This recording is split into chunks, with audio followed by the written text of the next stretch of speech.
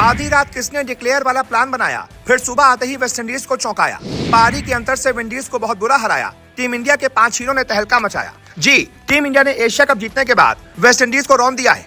पहले टी20 फॉर्मेट में Asia cup जीता, उसके बाद टेस्ट फॉर्मेट में भी गजब का खेल दिखाया और वेस्टइंडीज को बहुत बुरा हराया।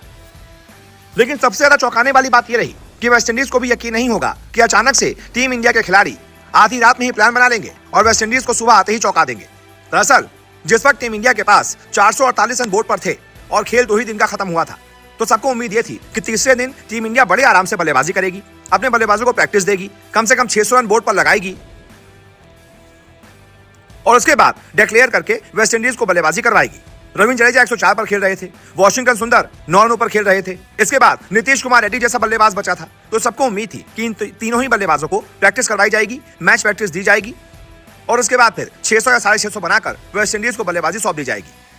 लेकिन अचानक से आधी रात में ही फैसला हो गया कि हम पारी को यहीं पर घोषित कर देंगे और तीसरे दिन बल्लेबाजी करने नहीं उतरेंगे। खबर आ रही है कि शायद गौतम गंभीर या फिर टीम इंडिया के ही प्लेयर ने किसी ने मीटिंग में यह कहा कि हमें पारी को यहीं घोषित कर देनी चाहिए, क्योंकि वेस्टइंडीज के बल्लेबाज जिस तरीके से खेले और पहली पारी में 162 रन पर आउट हो गए, उसको देखकर लगता नहीं कि वो हमारी 286 रन की लीड भी पार कर पाएंगे।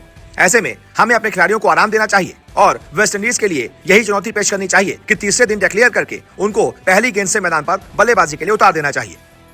टीम मीटिंग में फैसला हुआ, किसी ने इस सजेशन दिया और उसके बाद इस फैसले पर मुहर लगा दी गई। कोच गौतम गंभीर और कप्तान शुभमन गिल ने इस फैसले पर मुहर लगा दी और आधी रात यह फैसला हो गया कि तीसरे दिन टीम इंडिया बल्लेबाजी करने नहीं उतरेगी और पारी को आधी रात ही डिक्लेयर कर देगी। जिसके बाद जब सुबह वेस्टइंडीज को यह फैसला बताया गया तो वेस्टइंडीज चौंक गई।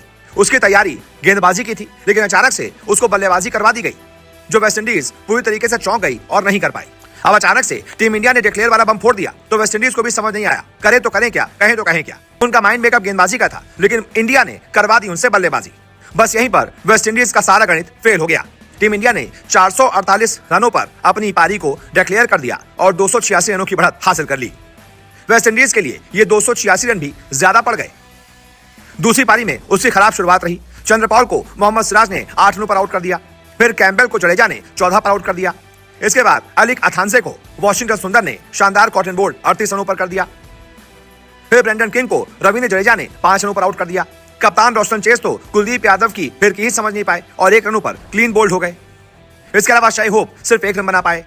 फिर मोहम्मद सिराज ने जस्टिन ग्रीव्स को 25 पर आउट कर दिया। उधर जोमेल वरिकन भी खाता नहीं खोल पाए और सिराज की गेंद पर आउट हो गए। इसके बाद जोहान लेने को 14 रनों पर मोहम्मद सिराज ने कैच किया, रविंद्र जडेजा ने आउट किया। हालांकि आखिर में खेरी पीर और साथ ही साथ जेडन सील्स ने बड़ी अच्छी बल्लेबाजी की, लेकिन वो भी अपनी टीम को जिता नहीं पाए और पारी के अंतर से टीम इंडिया से ये मैच हार गए। सिराज ने दूसरी पारी में भी गजब की गेंदबाजी की, जडेजा ने भी गजब की बल्लेबाजी और गेंदबाजी दोनों की। ऐसे में हम आपको इस मैच के हीरो बताते हैं।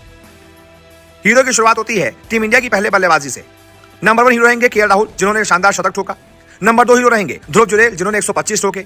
नंबर 3 हीरो रहेंगे रविंद्र जडेजा, जिन्होंने बल्ले से 104 रन बनाए और गेंदबाजी से दूसरी पारी में विकेट भी चटकाए। इसके अलावा चौथे हीरो रहेंगे मोहम्मद सिराज, पहली पारी में भी 4 विकेट चटकाए और दूसरी पारी में भी विकेट लिए। और इसके बाद 5वें हीरो रहेंगे कुलदीप यादव, जिन्होंने पहली पारी में भी 2 विकेट लिए और दूसरी पारी में भी विकेट चटकाए। कुल मिलाकर इन 5 हीरो ने टीम इंडिया को जिताया, वेस्टइंडीज को बुरी तरीके हराया।